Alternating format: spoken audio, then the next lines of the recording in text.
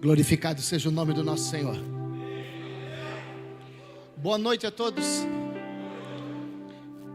Quem veio para receber uma mensagem poderosa? Obrigado, Adriano. Então vamos lá? Abra sua Bíblia em Mateus capítulo 13. Vamos seguir com a nossa mensagem. O reino dos céus.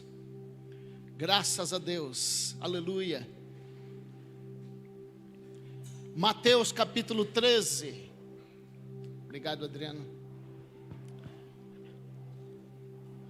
Irmãos, não dá para brincar com essa mensagem. A mensagem do reino, ela é tão poderosa que ela faz separação de cristão e cristandade. Você já ouviu essa palavra? Cristandade? Cristandade são as pessoas que estão na igreja, mas não são cristãs. E se porventura você é uma, basta se arrepender e passar a ser um cristão. Esse silêncio falou, hein? Graças a Deus por isso. Deus é maravilhoso, irmãos. Deus é poderoso. E a palavra do reino, ela é poder. Eu vou repetir. Acho que vocês não entenderam. A palavra do reino é poder. É poder dos céus manifesto para a igreja. A igreja é o verdadeiro aspecto do reino dos céus. Não há reino dos céus sem igreja. Por quê? Porque o reino dos céus é um tempo onde os céus desceram para a terra. Quando Jesus veio à terra, ele dá início então a um período diferente. Deixa eu explicar melhor. O reino dos céus, ele é o reino de Deus. Porém, o reino de Deus, ele é de eternidade a eternidade. Ou seja, antes que houvesse tempo, antes que houvesse mundo, antes que houvesse universo, então, em uma eternidade sem princípio, ok? Porque Deus é eterno. Deus não tem fim, nem começo. Deus é Deus. E da eternidade sem princípio até a eternidade sem fim, Ele é Deus, assim está escrito. Então, o reino dos céus, ele foi manifesto como? Pergunte como? No momento em que Jesus desce à terra. E agora, o reino dos céus é manifesto. Olha como é que Jesus ensinou a oração: Pai nosso que estás nos céus, santificado seja o teu nome, venha a nós o teu reino, assim como ele já existe no mais alto de todos os céus. Então deu início a um tempo onde o reino dos céus foi manifesto na terra. E esse período, ele começa com a graça. Jesus traz a graça e manifesta o reino. E a graça, ela operou nas nossas vidas o poder desse reino ser manifesto. E esse poder é manifesto na igreja. E a igreja não é este pavilhão, a igreja somos nós.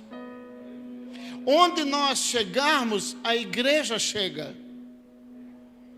Então eu te faço uma pergunta: quando você chega em algum lugar, qualquer outro lugar que não seja aqui, realmente a igreja chega?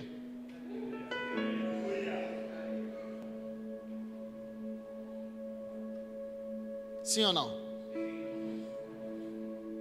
Porque se quando você chegar, a igreja manifestando o poder do reino, Se esse poder chega junto contigo, então você é realmente a igreja de Cristo. Mas se esse poder não chega, se arrependa. Comece a buscar agora esse poder. Esse poder, ele não é para um ou para outro, ele é para todos. Para quem? Todos quem? Todos que entendem e andam conforme a vontade do Senhor. Então, Jesus, ele dá início a essa mensagem poderosa do reino. Em Mateus, nas 7 parábolas de Mateus capítulo 13. E ele começa falando do semeador, que saiu a semear. Essa semente é a semente do reino.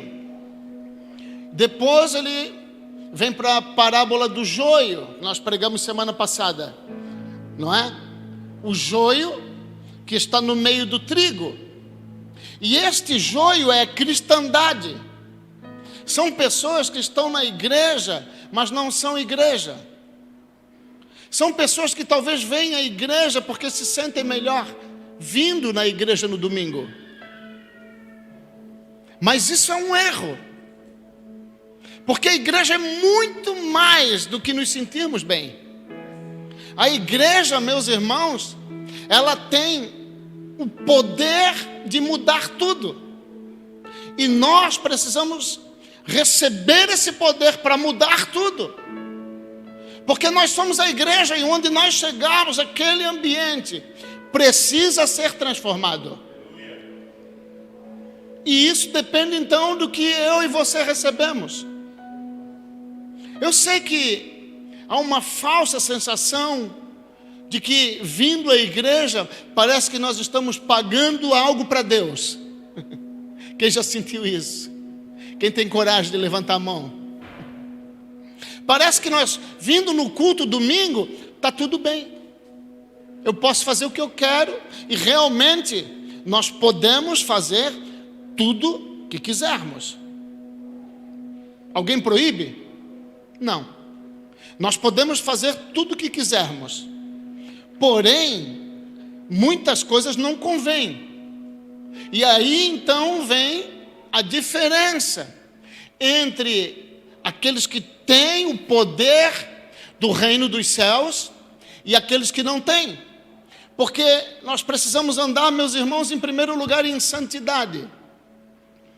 Quando eu ando em santidade e obedeço à vontade do Senhor, então a minha mente ela é transformada e eu já não venho para a igreja como se eu tivesse uma dívida com Deus. Eu venho para a igreja para adorar o Senhor e ser cheio dele.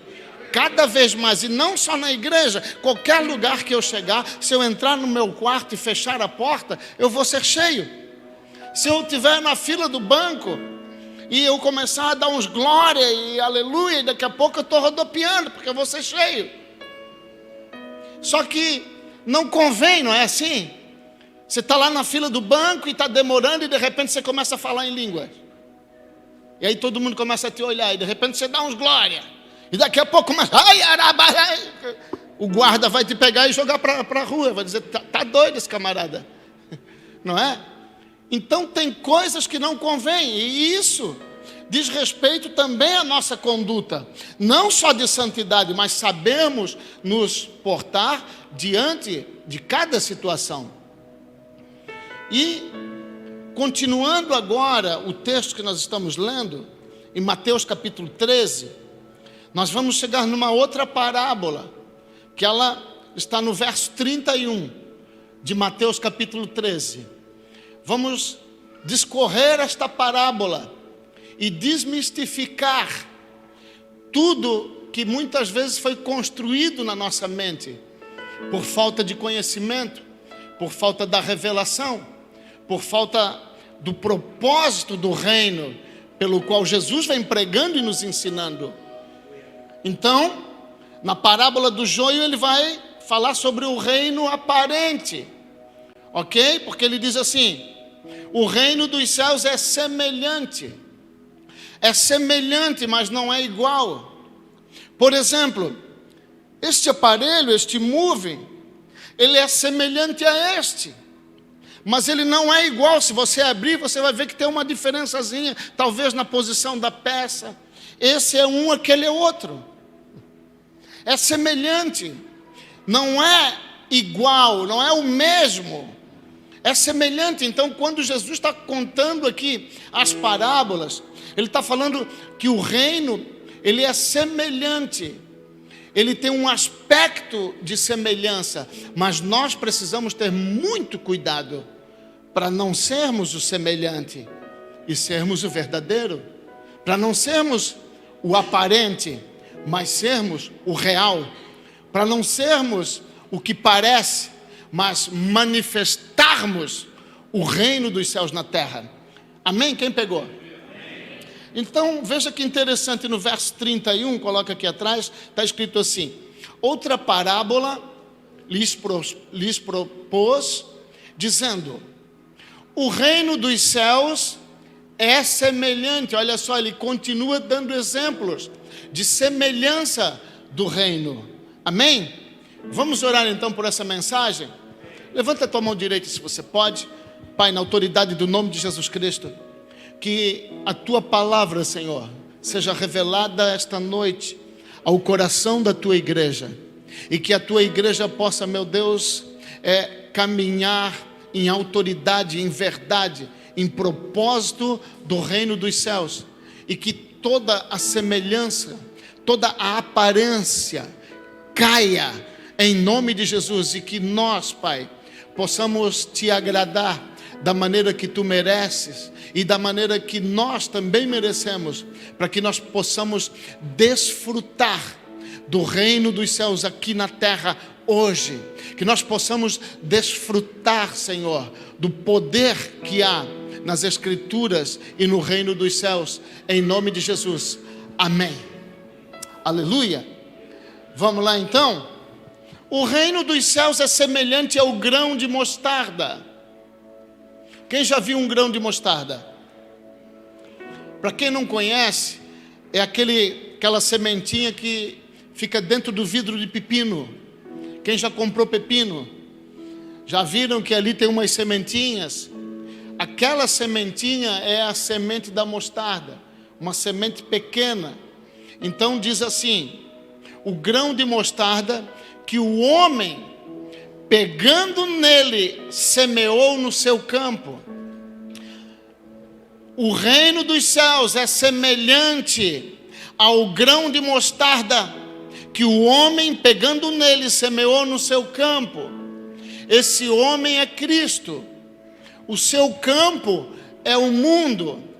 A semente é uma semente de mostarda, ou seja, uma semente que alimenta, assim como na parábola anterior, o trigo que alimenta, porque sempre que nós falarmos de reino, nós vamos chegar em algo que nos alimenta. Então, a semente do reino, ela alimenta. Você é uma semente do reino, você alimenta vidas.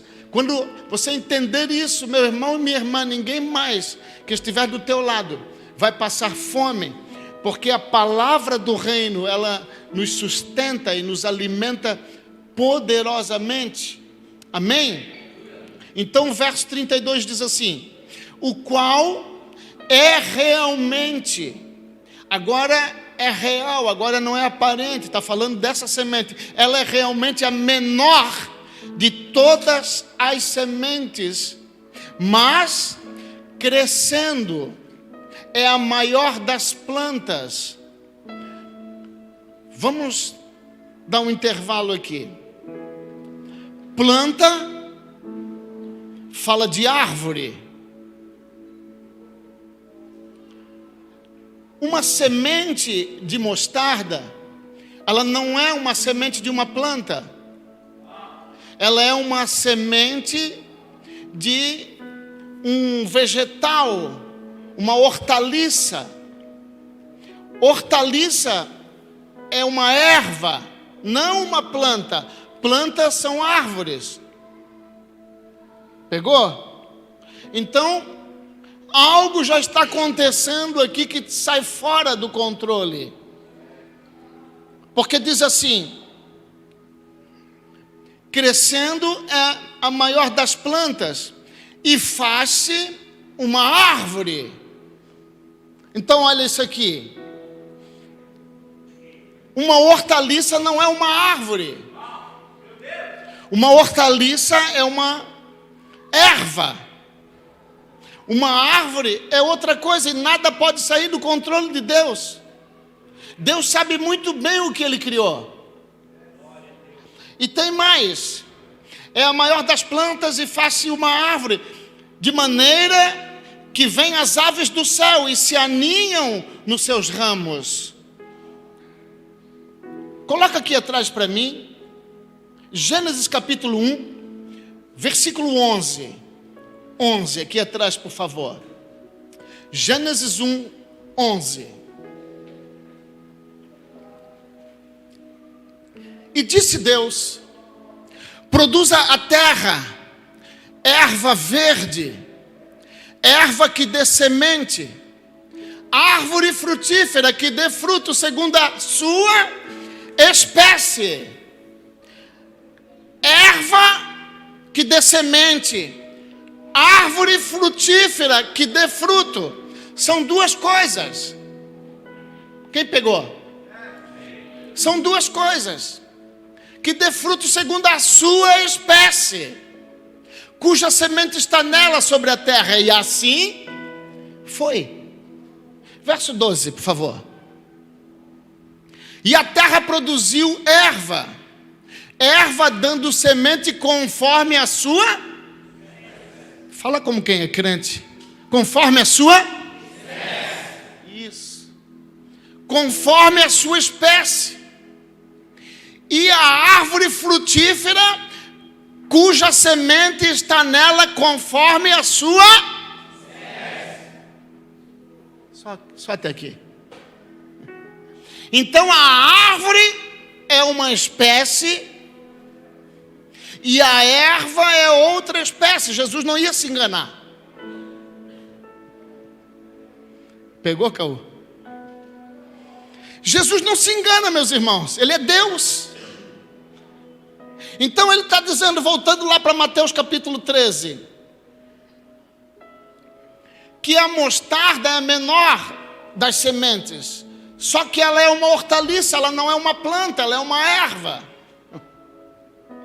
E essa erva, ela não pode crescer de maneira que ela se transforme em uma árvore, ela sempre será uma hortaliça. Isso quer dizer o quê? Que o crente, ele precisa ser crente. Que a igreja não é lugar de negócios. A igreja é lugar para receber o poder de Deus e emanar o poder de Deus. Não vir fazer negócios. Se bem que eu sei que a igreja virou um negócio em muitos lugares. Mas isso quer dizer o quê? Não é igreja. Porque igreja só existe uma. E essa não é nossa, é dos céus, é de Cristo. Então, se o motivo pelo qual eu venho na igreja não é para me encher, adorar, eu tenho que rever meus conceitos. Quem está aí? Outro detalhe. Aqui na parábola, então, ela vira a maior das plantas e faz-se uma árvore, quer dizer, impossível. E outro detalhe, de maneira que as aves do céu se aninham nos seus ramos. Vamos ver como é que tudo começou? Mateus capítulo 13, verso 4. Coloca aqui atrás. Capítulo 13, verso 4. E quando semeava, uma parte da semente caiu junto ao caminho, e vieram as aves e comeram-na. Quem comeu a semente? Jesus vai explicar essa parábola agora no verso 19. Verso 19 aqui atrás. ouvindo alguém a palavra do reino e não entendendo, vem a ave. Quem é a ave? Ouvindo alguém a palavra do reino, vem o maligno e rouba o que foi semeado. A ave, o que foi semeado junto ao caminho. Junto ao caminho fala da nosso pensamento. Não entrou ainda no entendimento. Você ouviu e ficou vago. Por isso que nós temos que prestar muita atenção na mensagem. Olha para alguém que está do teu lado e diga: por favor, não me incomode. Porque se você não pegar, diga. Porque se você não pegar, no final do culto eu te ensino. Irmão, isso é tão importante. É uma mensagem tão poderosa que foi trocada por negócios. Foi trocada por negócio. Eu estou na igreja porque lá tem muita gente. Eu posso vender um apartamento, eu posso vender a minha mentoria. Eu estou lá para fazer negócios.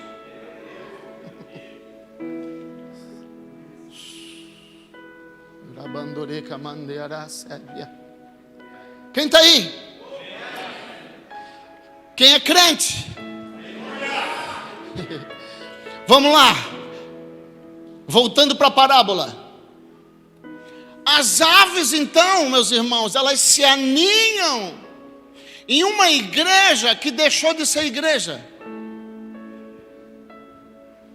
que passou de erva para planta, que deixou o propósito por negócios. E isso aconteceu. E aconteceu no 4º século depois de Cristo, quando a igreja, por motivo de perseguição, irmãos, a igreja era perseguida naquela época. Hoje, nós não somos perseguidos 1/10 do que a igreja foi perseguida. A igreja foi tão perseguida que eles pegavam os cristãos. Naquela época não tinha o reino aparente, porque ninguém queria aparecer. Mas eles pegavam os cristãos e lançavam aos leões famintos. Aos leões famintos. Eles pegavam, jogavam eles lá no Coliseu, abriam as portas e os leões vinham e comiam os cristãos. Você já pensou nisso? Mas sabe o que aconteceu? Quando havia o espetáculo e os cristãos eram lançados no Coliseu, os que estavam assistindo se convertiam e começavam a cantar e pulavam para dentro, para que o leão comesse eles também.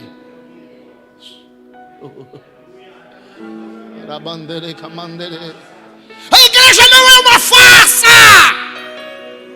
A igreja é verdadeira, meus irmãos! A igreja não é lugar para vir pular e saltar. A igreja é lugar para se derramar.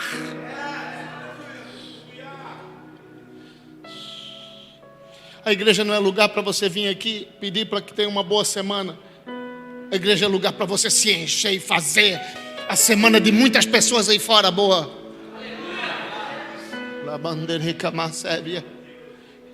Então, o que aconteceu? Como eles não conseguiram acabar com a igreja, se levantou um político chamado Imperador Constantino. E a mãe de Constantino se converte e vai para a igreja. E agora, como é que Constantino vai acabar com a igreja? A mãe dele está lá dentro. E aí o que Constantino faz? Uma aliança. E lá em Apocalipse, então, nós temos a igreja de Pérgamo, que quer dizer casamento, aliança. Constantino faz uma aliança com a igreja. E quando Constantino faz uma aliança com a igreja deixa de ser erva e começa a ser planta. Deixa de ser mostarda e vira uma árvore.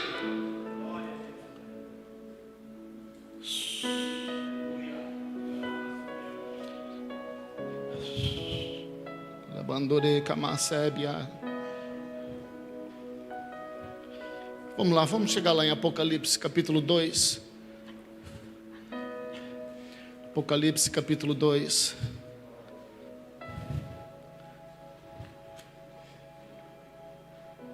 Verso 12. Coloca aqui atrás. Apocalipse capítulo 2, versículo 12. E ao anjo da igreja que está em Pérgamo, escreve: isto diz aquele que tem a espada aguda de 2 gumes, a espada aguda de 2 fios. O que ele está dizendo? É Cristo falando. Ele está dizendo: olha, cuidado com essas alianças, porque eu tenho a espada e eu sou justo. Essa é a mensagem de Cristo para a igreja. Cuidado com as alianças. Eu sou a mostarda, eu sou o trigo, eu não sou árvore, para que demônios nem Satanás venham fazer ninho dentro da igreja. Quem está pegando? Que bom que você está pegando. Que bom. Olha, verso 13. Conheço as tuas obras. A igreja em Pérgamo tinha obras. Mas dependendo da obra que a igreja tem, melhor que não tivesse.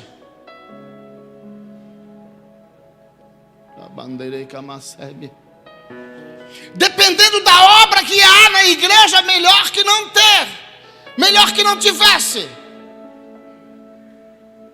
Conheço as tuas obras e onde habitas,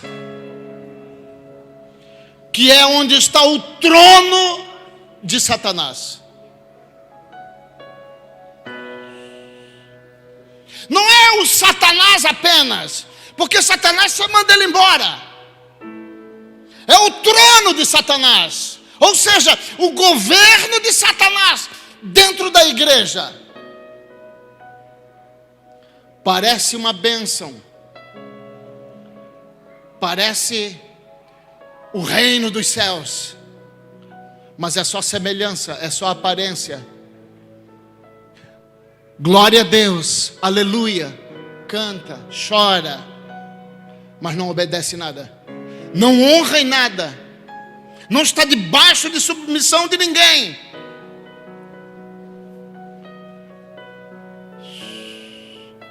Quem é que está entendendo? Conheço as tuas obras e onde habitas.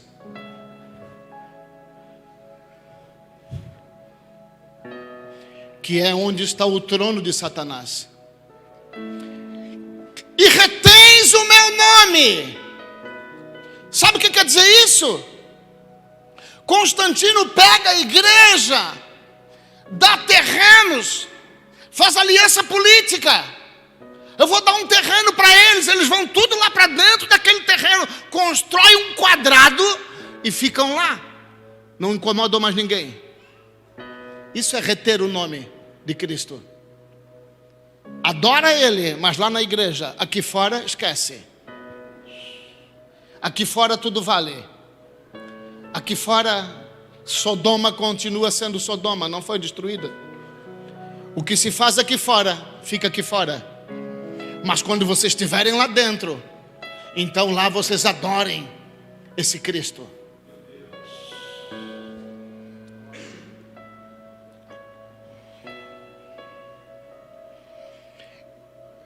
E não negaste a minha fé.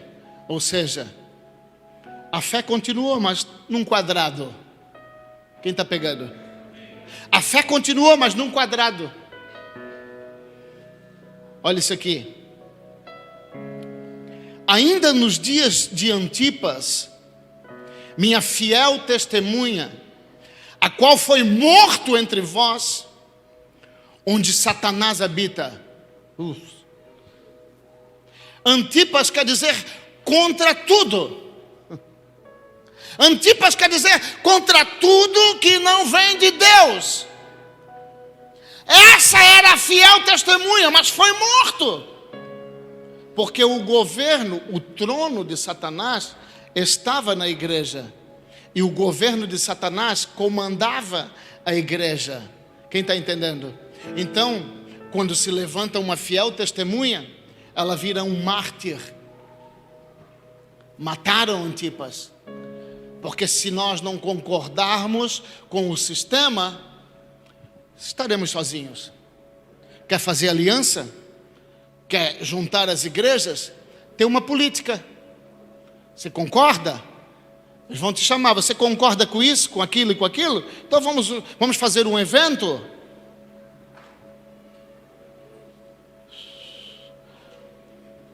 Parece reino, mas não é.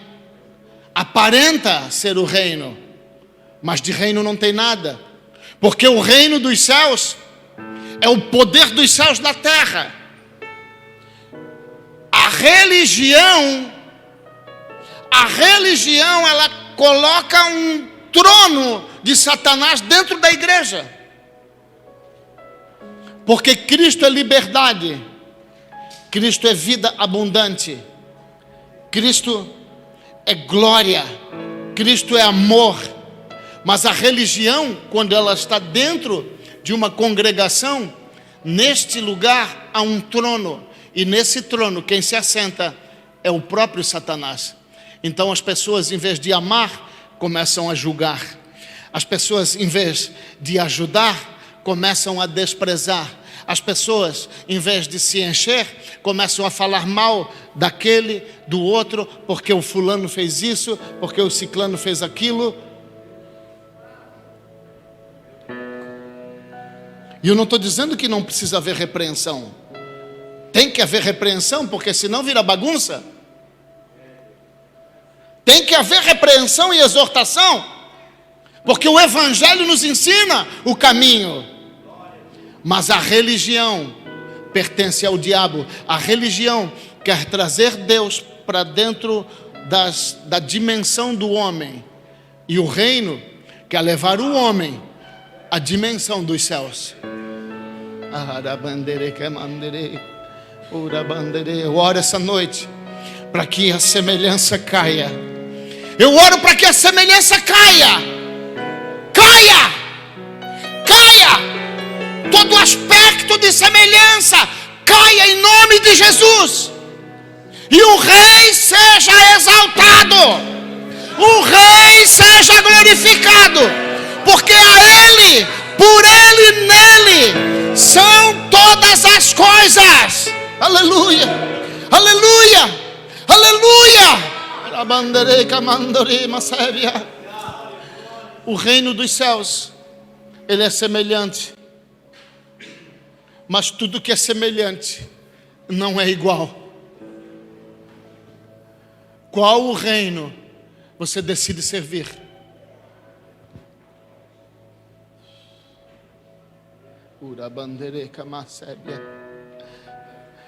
Vamos além um pouquinho. Vamos voltar lá para Mateus capítulo 13.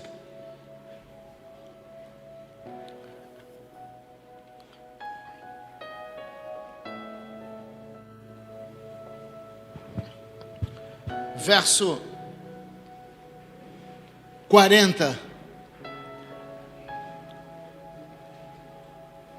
Assim como o joio é colhido e queimado no fogo, assim será na consumação deste mundo.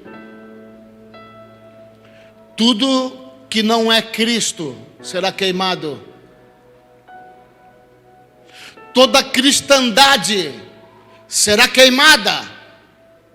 Por isso que não dá tempo, meus irmãos, de brincar. Não dá tempo de brincar de ser crente. Nós precisamos realmente sermos crentes. Mandará o Filho do Homem, verso 41, os seus anjos, e eles escolherão do seu reino tudo que causa escândalo E os que cometem iniquidade. Você sabe o que é iniquidade? É fazer coisas para Deus sem Deus. É fazer coisas para Deus sem Deus. Jesus chega em alguns homens que expulsavam demônios e curavam no nome dele. E ele diz: afastai-vos de mim, vós que cometeis iniquidade. Quer dizer, se eu faço algo para Deus que não é da vontade de Deus, eu estou em iniquidade. E então os anjos colherão tudo que causa escândalo do seu reino. Como está a tua vida perante o Senhor? É crente? É cristão? Ou parece? Nada melhor do que a nossa casa, né? É lá na nossa casa que eles conhecem quem nós somos. Na igreja está tudo bem. Na igreja todo mundo parece. Mas lá onde nós habitamos, as pessoas que nos conhecem, elas nos têm por cristãos? Porque quando o Senhor vier, Ele vai arrancar tudo que causa escândalo. Tem mais. E lançá-losão na fornalha de fogo, e ali haverá pranto e ranger de dentes. Então, os justos resplandecerão como o sol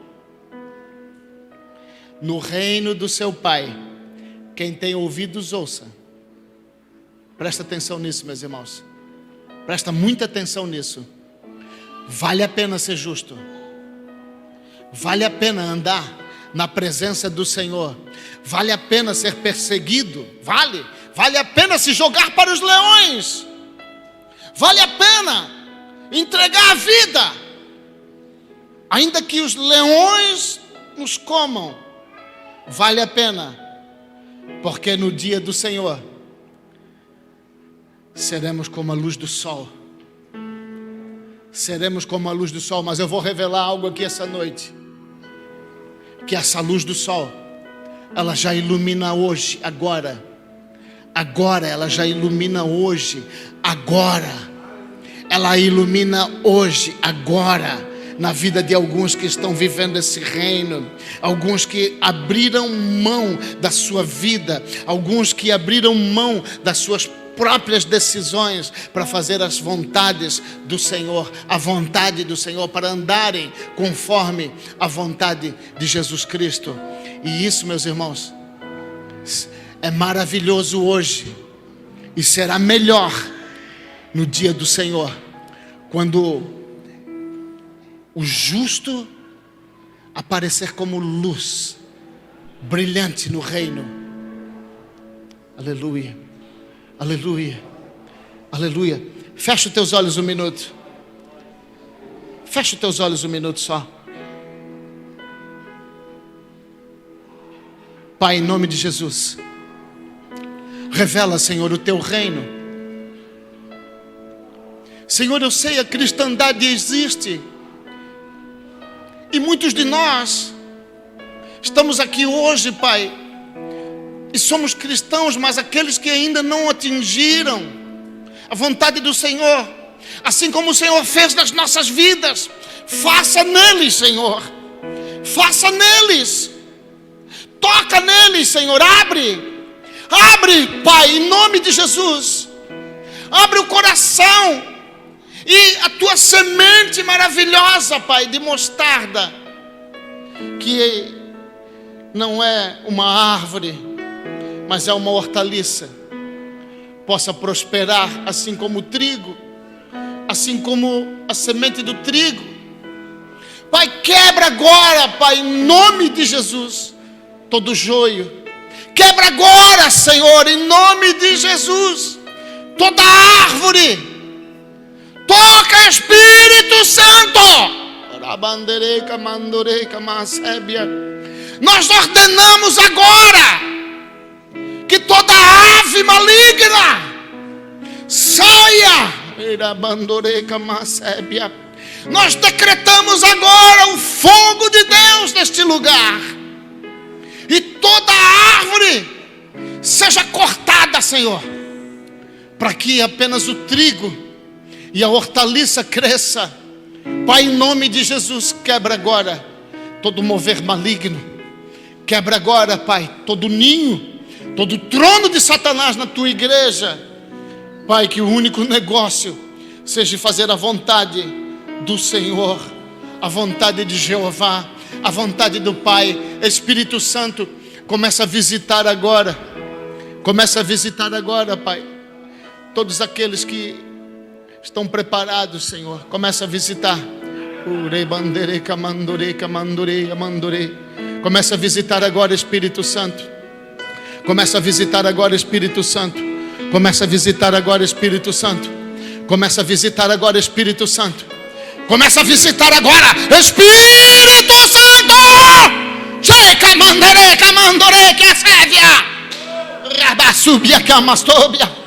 Visita a tua igreja, Senhor. Visita, assim como um dia o Senhor entrou nas nossas vidas. Entra agora, Espírito Santo. Entra agora, Espírito Santo. Entra agora, Espírito Santo.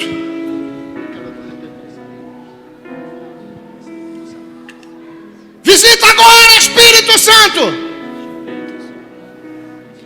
Muda a semelhança, para que o reino seja imposto nesse lugar, não por força, mas pela tua vontade.